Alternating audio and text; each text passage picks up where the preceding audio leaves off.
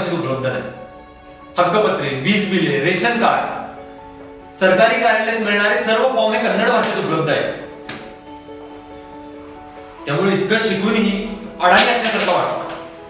घरच्या परिस्थितीवर मात करत हे उच्च शिक्षण घेतलं, पण फायदा कुठे झाला? अरे कुटुंब सोडून दुसऱ्या शहरात जाऊन नोकरी करणं सगळ्यांना जमत नाही.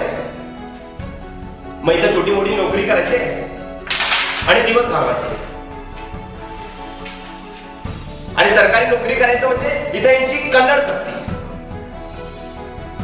अरे भारतीय संविधानाने 22 भाषांना मान्यता दिली आहे ना, मग माझ्या मराठीला कर्नाटकात सन्मान का नाही?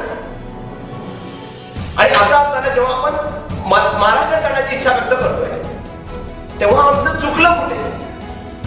होय, आम्ही सीमावासी आहोत, आम्ही मराठी भारतीय आहोत.